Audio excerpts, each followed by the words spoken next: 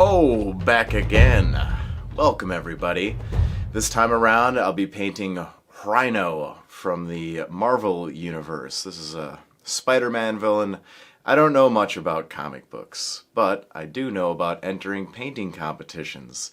And coming up at Adepticon, there will be 4 that I'm entering, and the Worthy Painting Competition put on by Atomic Mass Games is one of them. So why not detail out my project?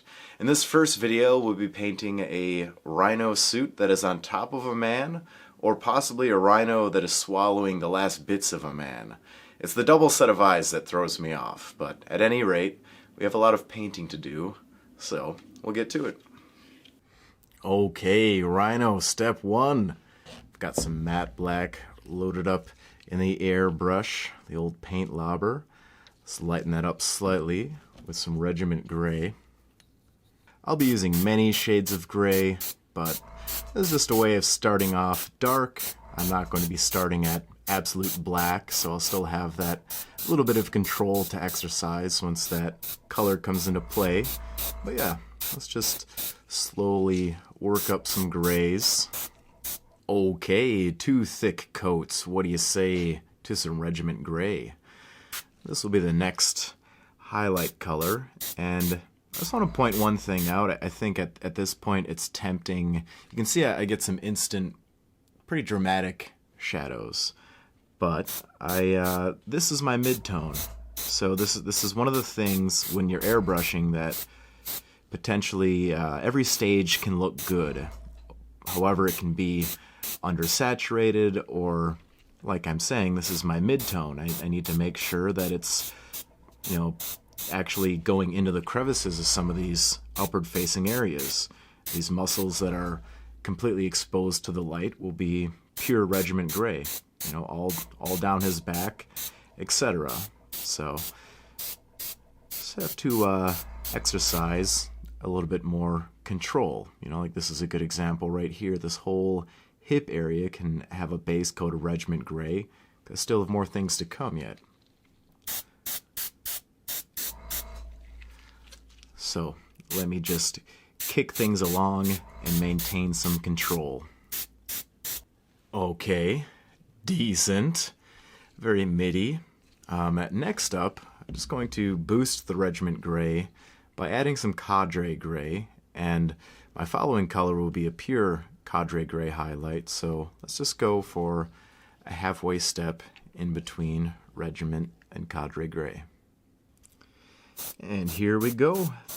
This time I'm keeping my angles a little bit tighter. You can see there's a play on the back between that mid-tone and what is now this highlight color, you know, making sure that that area is overall reading as much lighter than a downturn area such as the front of his chest.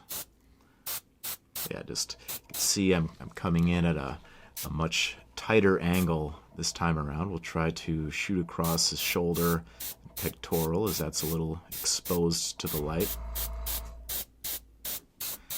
A little finer, a little more detailed. Just a little more acknowledgement of some of those more slight shifts in the light. Okay, cadre gray. This will be the final highlight. Things look pretty bright, but sometimes that's just a matter of adding more bright colors. And look at that, everything looks a little darker in comparison. So I just have a few key areas. See me hit the top of the knee, the shoulder area, you know, that has a lot of action. We'll pin some light down on top of his head. I don't want to overdo it.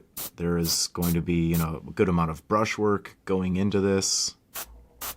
Right across the back there, that makes sense. I get the top of the hand, but yeah, even here I want to be, you know, accenting the dimension a little bit further. You know, I'll leave what I mean, you know, I'm leaving some darkness around the wrist. As the forearm is a bit more robust, I'd like that to be brighter. So let's carry through a few final little dots. Ho ho! Not too shabby. To finalize the airbrush work, I have a little diluted matte black, and I'm going to be staying at a very strict downward, well, upward facing angle, anti-zenithal after all. Yeah, just gently, taking advantage of the size and texture on this model. See, I'm just kind of cupping some of these shadowed areas, some of these larger shapes. I'll tend to that with brushwork, but I have the airbrush out, I have the tools. Make things just a little easier on myself. Behold, the spread of many gray tones needed for the following step. I think I can get away with just those 4, maybe some mixes in between. First off, though, I'll be taking diluted black mixed with ash gray, very thin, and here and there I may want to even take more water and add it to the situation to blend out. Using very thin trace amounts.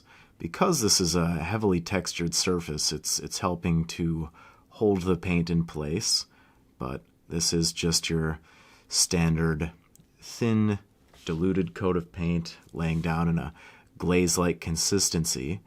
The important part of the operation here, though, I know I'm just simply working from dark to light, but the subtly important notion is that there are also these finer textures that I plan on highlighting up. You can see all of this kind of rhino skin texture, and in certain areas, it drops down into full shadow or breaks away into these textured plates on the front of his thigh.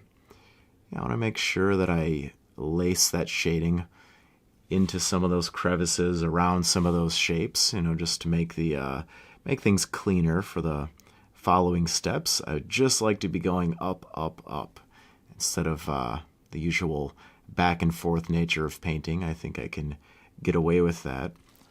This is also helping to clear up any potential speckling or spotting left over from the airbrush.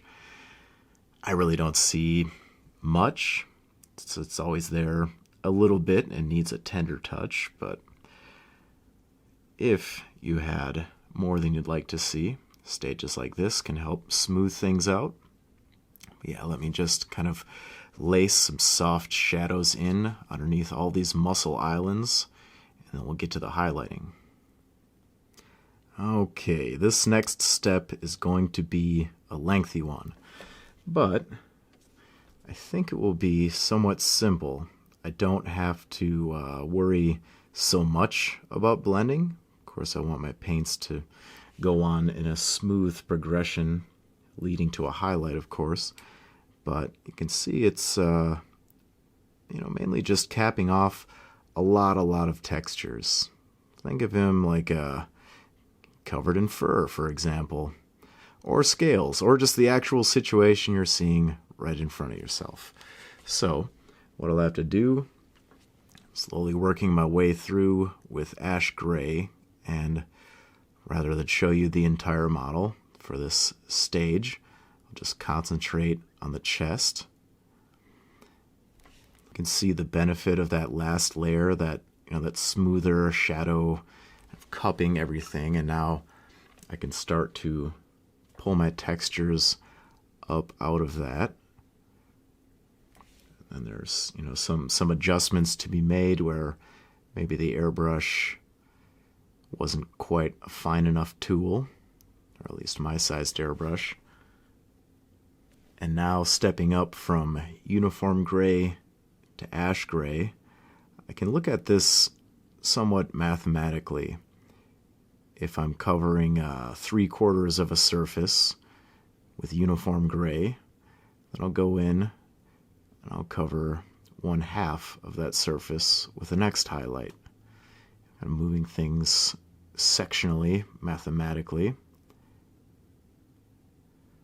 I want to make sure to cover that complete area. And yeah, up here, we were talking about midtones and broader areas of light. This area, is completely consumed by the brightness. There won't be many cracks showing through, or at least not as deeply in the other areas.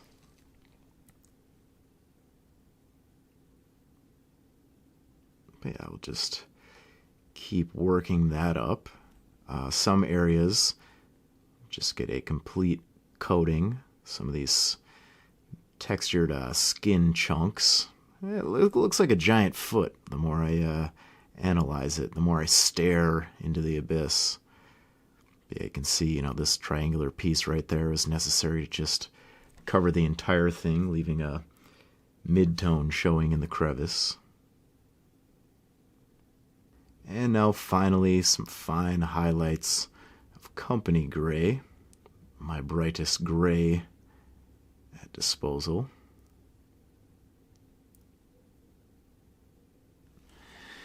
Yeah, just covering less and less of the area.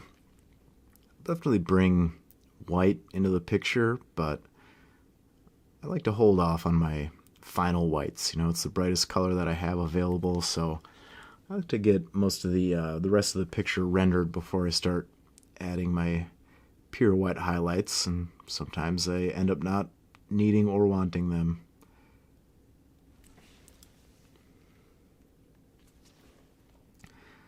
But I'll just be working away with these 4 shades of gray. You can see I've got a lot of body to carry this out over.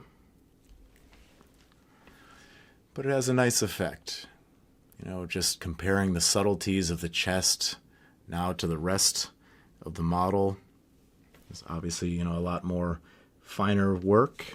I'd like to go about this in a dark to light progression, but yeah. Sometimes wishes don't come true. And for those of us whose wishes don't immediately come true, we make small adjustments along the way. So I'll continue to carry through with my mission. I'll come back and have a look at the next stage. Woo! That was a hefty step, and although I'm still wrangling some of the textures at this point, I wanted to drop back in. You can see I'm pulling some midtones into play now, in the form of deep ocean blue and woodland camo. To both of those I've added black, and diluted down to just a very thin glaze-like consistency. Then I'll work it like so. I'll take the green, sweeping that in as a mid-tone. Honestly, I don't think I'll dip down to straight blue on the back, just to make it appear lighter overall. But some areas, such as these more intense downward-facing shadows, that receive a coat of that blue glaze. Yeah, I just wanted to bring more tonal variety in here, so I'm a little inspired by my search history, looking at some pictures of rhinos, as one does. Yeah, I find there's room for greens and ochre yellows in their hides. They're always hanging out by the river, getting all mossy, playing around. So yeah, I'll just be glazing some of these subtle night blues and camo greens into place. A little extra depth. It helps to control this wild amount of texture as well. All right, smoking right along. I've taken a 10-to-1 mixture of dark tone to deep ocean blue. And you can see I've heavily diluted that. I'm just going to be spreading an all-over wash on this model.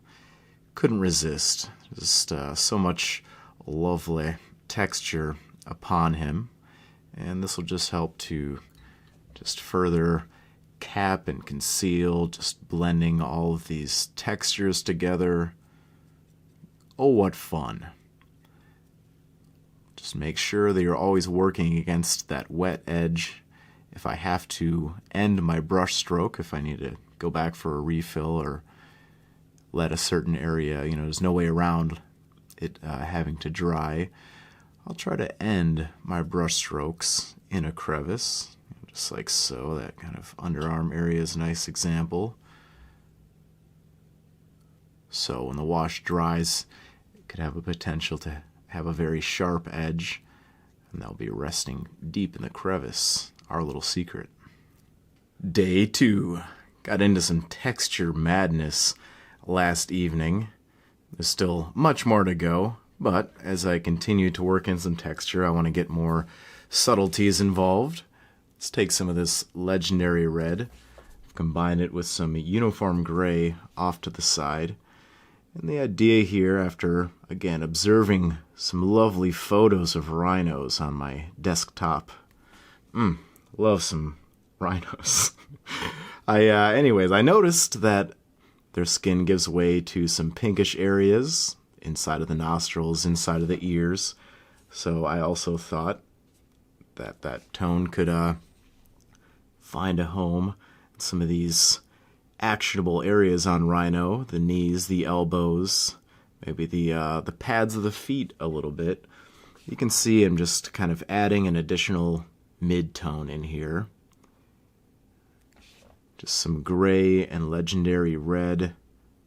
Just kind of letting things build up slowly.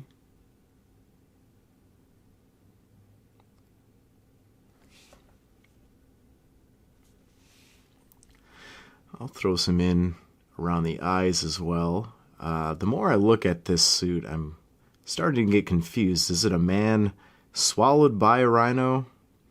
Anyways, the eye placement is strange and fun.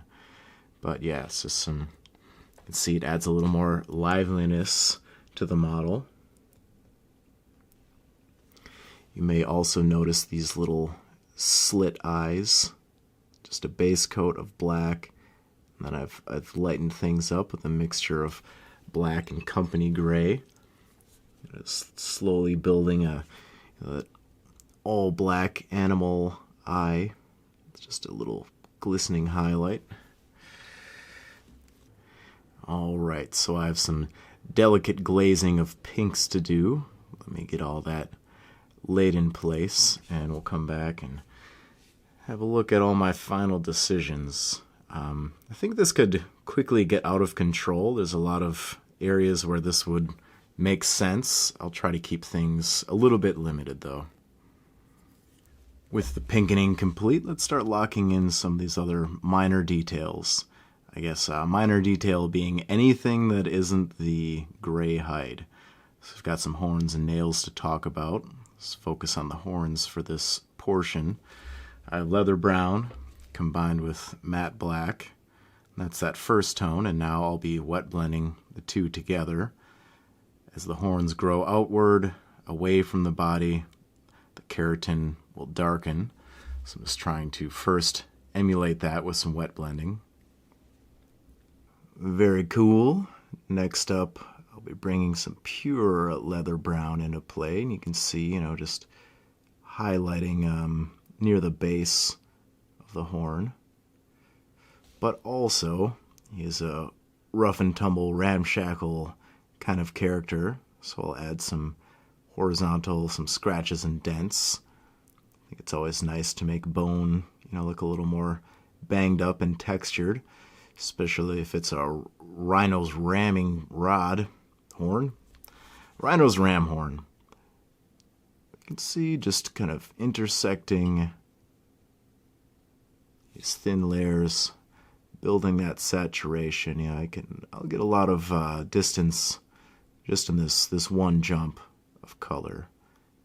It can be a little abrupt, because I don't mind that roughness for the horn. And from there, what's becoming the thematic universal highlight on this piece has been added in. You guessed it, company gray. Just combining that with some leather brown, tightening the screws, sharpening the bullseye. See, I'm just reducing the amount of area that I'm highlighting. There are some, I want to pick out some of those scratches, and some more major areas. A little visual impact, as some are more pronounced, some are less pronounced. We'll just keep sweeping that down towards the root of the horn. And now just a little bit lighter and brighter, even further, just adding to that mix-up of company gray and leather brown. Just the slow build, getting down to those very sharp, minuscule highlights at this point. All right, now diluted matte black. It's kind of overlapping, it's very thin glaze-like consistency. You can see that that roughness is being smoothed out, kind of envelop the piece with a little texture and then a smoothed out layer. You can jump back and forth and just push it to my liking, wherever I'm satisfied. Right now I feel like more of that pure leather brown could be used. Just needs a little more mid-tone. And then to add to that glistening bone look, I'll take some matte black and company gray. It's making a mid-gray. I know I use a lot of mixtures, but that is the joy of the wet palette. Go a little bit brighter still. It's just a very small highlight portion. The keratin always has kind of a semi-gloss look, so I like to make sure I highlight the deep area of the horn.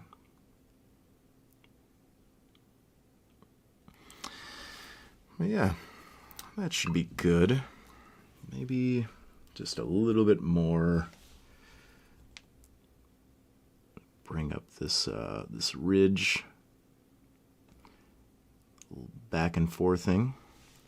Going even further into that company gray leather brown mixture. Even brighter. Start getting those final specular, I mean specks. Just twisting my words around, trying to make things interesting. But getting those speck highlights in place. Behold my palette. I'm going to talk about some flesh tone. But first of all, because this will involve a lot of fun mixing, let's take a look at the palette. So I'm combining mulled berry, oak brown, and burning ore together. I know, 3 colors. I just had to make my own special perfect mix. But I want a nice warm flesh tone. From there, I'll be moving up to Barren Dune. So sort of slide these colors together on the palette. You can see, all these subtle tones as things gradiate from dark to light. I'll have white available as well. But I think it's so many mixtures here, it's useful to see the soup creating the face, the soup of the face. So let's throw it on the model. So here I am starting with that deepest 3-way color mixture, just laying that down all over the face, thick and hefty coat. And then, while everything is still wet enough, go straight up to that Barren Dune. Oh boy, yeah, there's so much paint sitting on the face. Don't worry about it though. Wet blend away these thick amounts of paint. I'm going to keep it from drying out on me too quickly. I won't lose any detail. I mean, don't lay an absurd amount of paint down, but again, beyond my words, you can see exactly how I'm treating this surface and just slowly mixing paint in, blending the wet and wet together right on the surface. It's pretty heavy on the cheek here. I might be pushing it, or maybe not. It's all good to see just how far you can take things. It's quite all right. Getting a nice lift down the middle of his face. Back in action. So now I'm pulling colors from that gradient that I laid down on the palette. It's a bit of a mix and match. I have that whole progression stretched out, so it's pretty easy to just grab a little dab from the appropriate range, pull it off to the side, thin it down, slowly lift things up. Just paying attention to the cheeks, the upper lip, make sure the middle of the face is nice and bright, right down the middle of the nose. we're going pretty broad. You know, I have a lot of colors to bring into this, so make sure I've got a nice play of mid-tone and shadow. And now even lighter and brighter, getting into much lighter mixtures, some of it including white, but still targeting the same areas, just moving along, kind of shrinking my radius, my area of effect, getting tighter and tighter, kind of raising up the cheekbones, bringing some intensity towards the front of the face. I'm starting to break away a little bit, leaving the model's left side, letting that be a little bit darker. You know, he's angled slightly up and to his left. Getting there. I like how the highlighting is coming along. At this point, though, let's just jump back a stage. Take a very thinned down, diluted coat of that original base coat. Just want to envelop the blend, you know, sweeping into the shadows. You can push towards the highlights the whole way through and get a smooth coat, but I think going back and pushing into the shadows, that always is helpful. Kind of lock all those blends in place. I want the face to be very smooth, well attended to. The eyes have it. Let's work on the teeth and those eyeballs coming out of the rhino's mouth that are the man's face. So, a base coat of ash gray, first of all. Let's hit the teeth with that too.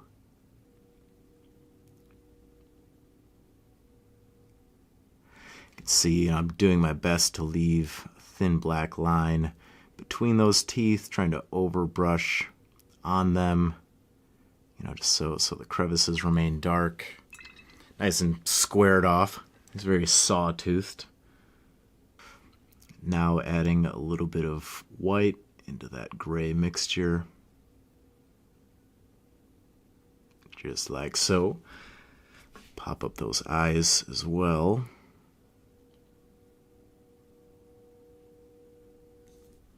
Now I'll bring some pure white into play, trying to lay this down in small glistening dots on the teeth. Best I can. Nailed it. Be able to get those teeth highlighted up. It is a comic book after all, so it can be a little overplayed on their bold whiteness. Not bad, not bad. He self-critiqued his own work. Worth noting, very thin coat of flesh wash. Spread that out. Let's take a very small amount, spread it over the entire facial surface.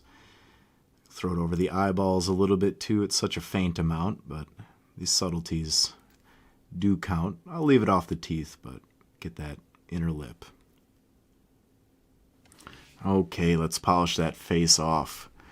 A little bit of pure red added in to matte white.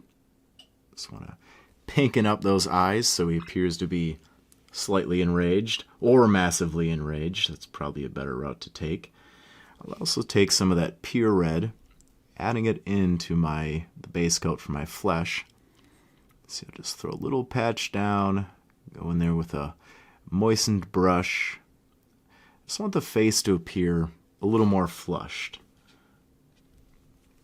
You know, he's screaming, he's angry, he's trapped in this suit from the research I've done. So, yeah, he's going to be very enraged, reddened. I think it adds to the character, gives him some attitude. Yeah, just a little more flushedness. Can't forget about those pupils, combining some black. Oh boy. Can't forget about those.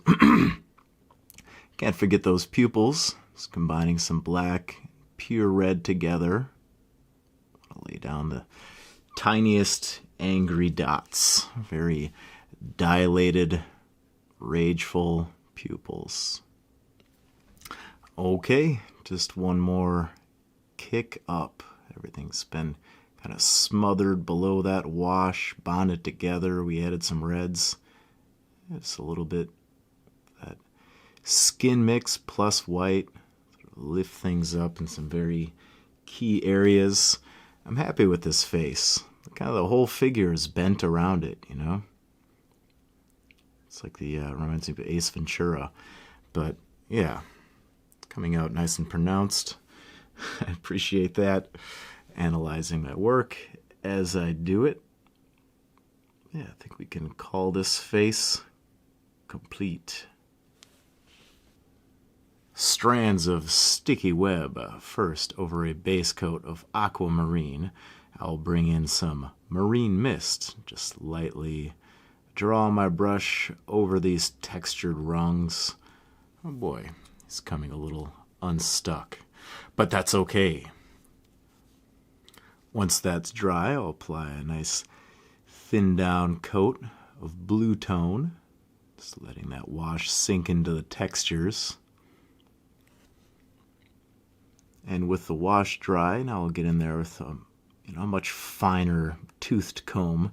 Metaphorically, I'm just looking closer with my eyes, but again, laying down some marine mist to highlight. You can see him bringing in a little more texture. I want this to look like gummy man web. Oh, spider's web. And just bringing a little bit of white into that mixture. This should cap things off for now. There's going to be more webbing involved on the base. I'm not sure how I'll finally treat this in the end. Perhaps a satin varnish, but I have other areas I'd like to take care of. So, hardly a key feature, but I think the webbing is important for that narrative touch. Looking good, Mr. Rhino. All that remains is to lock in some of my final highlights, just controlling all the volume. Boy, we've been through it all. A lot of washes. We started this with an airbrush. There's a lot of different things piled onto this Rhino man. And yeah, I'm happy with the way that it's coming out, folding together. But yeah, now is that kind of victory lap moment where I get to go around and just add my touches here and there, being sure to control the volume. I may need to mix down some grays for some of those deeper areas. But you can see just, pulling some skin texture back up out of these pinkish tones. That's helping make things look a lot more lifelike. Yeah, just a lot of kind of delicate pushes. All that oh so precious volume control. I'll keep chopping away at my rhinoceros man. We'll take a look in the outro. And there he goes. I hope you had fun watching that. I had fun creating that. There's so much texture to get hung up in and so much area to...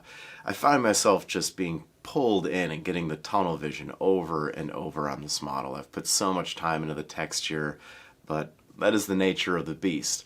I'm not complaining, I'm just explaining. All of that was enjoyable. I'm really happy with the volume control. I've been taking more of a gentle and tender approach to my depth of shadow in some key areas, and yeah, I think Rhino is demonstrating that well. Coming up next, I'll be working on his base as well as some ambient police lighting to set the mood.